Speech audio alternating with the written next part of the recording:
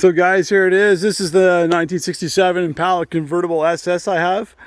Like I was saying, once the weather got nice here, I was going to do a walk around. It's pretty nice there today, so I thought I'd just do a quick walk around in this car here. Show you what I got. So this is an SS convertible. It was originally a 327 car. This car here, real good deal. I got this for $200, this car. So, you know, there's no way I was passing that up for 200 bucks. The car, this was when I picked it up and went to the guy's yard. Apparently this was supposed to be the parts car, he said. He had another car he sold for about $4,500, which was another 67 SS convertible, and this was the parts car for it. So to me, the worst spot on the car is this section right here in the quarter panel. Obviously, you know, it's been pushed in. It's not terrible. It's pretty fixable, right? Pretty fixable, or even if you get a you know, another parts car, you can chop that and cut that section out. But of course, it's going to need stuff like the lower rockers. You know, just another quarter panel patch here. These cars seem to be really bad for this section here, rodding out on them. They must hold a lot of moisture up in this section here, but you can see someone's trying to done some patchwork here too. This car has been painted as well. It was originally, looks like a silver at one point in time, and someone decided to paint it baby blue, just like that 64 I have. So yeah, you know, pretty good car in my opinion. You know, its bucket seats are here. It's got the center console still in it. They did take the plugs out of the floor here too, so the floor is not too terrible. It's pretty manageable. You know, once I get it all cleaned out and take a look, you know, obviously we'd be replacing some floor sections and stuff like that. But you know, other than that, it's, you know, it's not really too bad. It's got the, you know, the full back seats are here. The convertible glass is also here as well. Even has the door panels and stuff like that still attached. Obviously, you want to get new door panels, probably from Classic Industries or you know, Classic Industries, Eckler Chevrolet, stuff like that. It's going to have, and those are the ones I tend to deal with most. That's why I keep mentioning them, because I've never had issues with them. I never had problems with their shipping or nothing like that. But yeah, like I was saying, car's in excellent shape, in my opinion anyway. Nothing too hard about restoring this one at all. And you can see over in the section, the other side there, that's the 71 Chevelle that I just picked up there too. I just got it dropped off. And you know, while I was outside, I'm like, hey, you know, might as well do the walk around video here for the 67.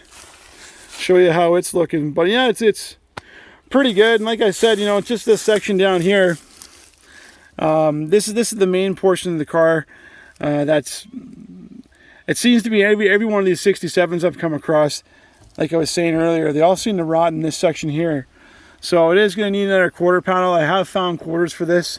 I believe it was on Rock Auto, and I think they were less than about $129 or something like that, for, you know, a quarter panel piece. It comes out to probably about this body line or just above it, and then straight across all the way down from the back, almost into the door jamb. So I'll be cutting, chopping, replacing those there too. And this car here, like I was saying, I want to paint this one candy brandy wine is the idea I had for this. I think that candy brandy wine on this car with a red top is going to look really nice, maybe a red interior. So you know, that's kind of my plans for this car here, is candy brandy wine, red top interior. I do gold plating as well. I think for this car here, I'd like to gold plate some of the stuff, just because that candy brandy wine and some gold, to me, has a really nice pop effect to it. It looks really nice and kind of like has a really nice elegant look to it when you combine those two together. So that's, you know, what I'm planning to do with it. Like I said earlier, you can see in here, motor and transmission's gone. So, you know, all the numbers matching stuff in this car is gone. So I'm going to have to put another motor and transmission in it. So if I'm doing that, I might as well have some fun with the car and, you know, make it a custom car. So if I got a vehicle that had the numbers matching motor and transmission, that's the kind of car I like to rebuild back to stock, like how it came from the factory. But when I get stuff like this that's missing the numbers matching stuff, you know, then I'm gonna build something nice and custom out of it. So Yeah, pretty solid car to start with. I don't think it would take too much stuff to bring this one back to life. I'm hoping, you know, more of these I do. Maybe someone can catch on, maybe get some sponsors like some of those bigger YouTube channels. You know, start getting the parts supplied a lot easier. You know, that's the ultimate goal. So definitely would appreciate that at some point in time. But yeah, pretty good car, like I said. I enjoy picking these things up. I enjoy just, you know, going out, finding them, and picking them up and being able to restore and rebuild them, right? Give them a second chance, right? So like this one here, I found when I was doing a rural internet install. And like I said, $200, I can't go wrong with this car. $200, I'm pretty sure the convertible rack's probably worth $1,000 or more. Ones like this I have seen going online, they've been almost like $2,500, $3,500. So, you know, $200 for this car is me. I'm starting out with something that doesn't cost me a whole lot of money for the purchase. And, you know, something that, like I was saying, like a quarter panel piece here is going to cost me probably about, I think it's about $125, $129 or something like that on Rock Auto. The floor pans, once again, the floor pans for this car, they're probably under $400 to get the whole floor for this thing. Being a 67 too, parts are more readily available for these kind of cars. So even if there's bad sections of the floor underneath the rear seat here, yeah, I'm going to be able to get those. I'm going to be able to get the floor panels pretty easy. If I sandblast this car and I find that they did some heavy repair work underneath here too, I'll be able to get the patch panel that comes up to about here for that section there. The door looks to be pretty, not a whole lot of stuff done to the door. So I'm assuming the door should be in good shape. The only other part that I'd be worried about on this car, just judging from some other 67s I've seen, is going to be some of the lower rocker panels. But mostly this section in here, like I was saying earlier, from that quarter panel, which you can see it's all bubbling out here again. That whole quarter panel needs to be replaced because it just obviously just did some, you know, quick patchwork to it. But pretty sure the frame for this, when I looked underneath it, the frame wasn't too bad either. So I'm not going to have to do anything serious with the frame. Get the car up out of the frame. I'm hoping by that point in time, I've got a rotisserie here and I start getting some of these vehicles up on a rotisserie. You know, painting the frame, painting underneath the car. I know you can pour 15 in it. I've seen a lot of guys when they do vehicles, they pour 15 underneath the car so it's black and protected from rust. I like to put a vehicle up on the rotisserie. I love the paint underneath it. I find when you go to a car show and you're able to throw mirrors on the side of the vehicle and have the underneath visible. If you have the car painted the same color as the exterior and you have that painted underneath there as well, it just brings more show to it. And it just shows that you're taking the time. It's a full off-frame rotisserie restoration to it, and it gives it a nicer, cleaner appearance, in my opinion. But there's nothing wrong with you know, doing the 415 if you want to go that method. Obviously, a lot cheaper because you don't have to you know, spend the extra money for primer, the extra time for prep time, and anything else like that. So you can definitely do that. It does save you a lot of work. You know, but in my opinion, like I was saying again, I do think the underneath of a car, if it's been painted the same color as the exterior, gives it a nicer, cleaner look for anyone who's either going to be purchasing the car in the future, or, you know, if you're at car shows, you want to throw some mirrors to show everyone else how clean the car is and how well put together it is. But yeah, so guys, this is the 67 SS convertible Impala I picked up. And yeah, had a nice, like I was saying, the weather is pretty nice. Just wanted to do a quick walk around on this. Show you the condition that this one is in here too. So I'm hoping to get to this maybe by the fall. If not by the fall, this might be something that I pull into the garage over the winter time to do. My 58 build is going to be a while, just because the parts are, one, hard to find because it's a 1 year only. Two, they're ridiculously expensive. For example, like my 58, for these headlight bezel pieces that I had to replace, like the metal piece here and the metal piece that would go in where the headlights are, and that 58, it's almost $600 to replace that. Where, like, you know, $127, I'm getting a full quarter panel for this car.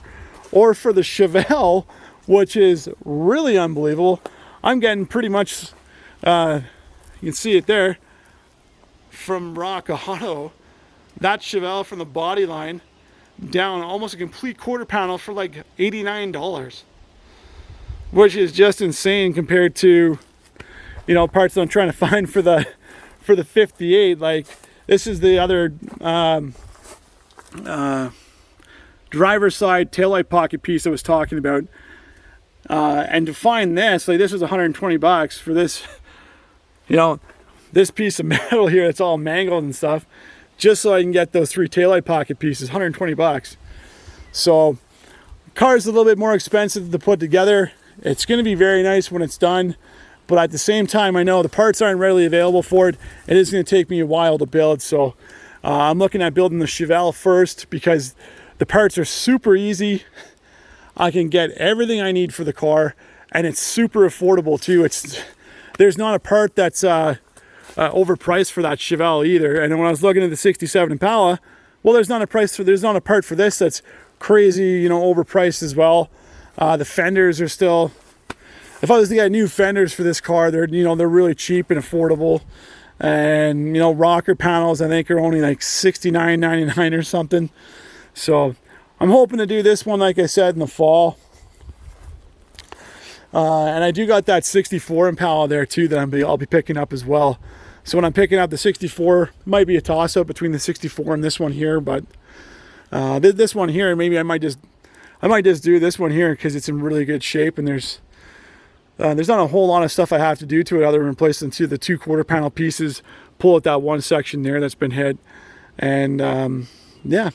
No. In my view, not a whole lot of stuff because I enjoy restoring vehicles. I enjoy working on them, and you know, all the trim and stuff like that's there. The 1 quarter of the bumper, you can see right here, it needs to be, you know, either re-chromed or repaired. That's a pretty easy piece to get. Same with this trim piece here on that car is pretty much the only piece that's really kind of damaged on this car for trim wise. So I've got all the trim I need for this car other than that piece, which probably cost me less than $80, maybe $100 or something for that full 3-piece trim piece that goes up on here, across and on over top the other light there. So hoping to do this one in the fall. Candy Brandy Wine's the color I've been kind of thinking about for this one. Doing some gold accents on it. Stuff like maybe the door handles, the trim, the wheel well trim, maybe some mirrors and stuff like that. Maybe a couple bumper guards or something, but I'll see once I get to that point what I think will look good with that color. Candy Brandy Wine, in my opinion, one of the nicest colors that House of Colors ever made. It is super incredible in the sunlight, especially if you spray House of Colors silver sealer underneath that, and then you spray the Candy Brandy Wine on top of it. Gives it a really nice look that just stands out, and it draws a lot of attention to your vehicle if you go to a car show or anything like that. So all right guys, this is the like I said, 67 Impala SS convertible, original 327 car that I got. $200, great score, great find. As soon as I get this in the shop, I'll be doing the video tearing this down, getting it sandblasted. Hopefully there's not a whole lot wrong with it underneath there, but if there is, no big deal, I'll just fix it. So all right guys, you know, thanks again for checking out the video. If you haven't already, be sure to hit that subscribe button. Don't forget to leave your comments down below, and once I get back on this car, I'll be adding more updates on it, so stay tuned. You know, I'll be probably doing, like I said, the Chevelle first, and then after the Chevelle, it's going to be a toss-up, probably between this one here and the 64. So, all right, guys, thanks a lot for your time. Appreciate it. And, you know, stay tuned to the channel. I'll bring you some more stuff.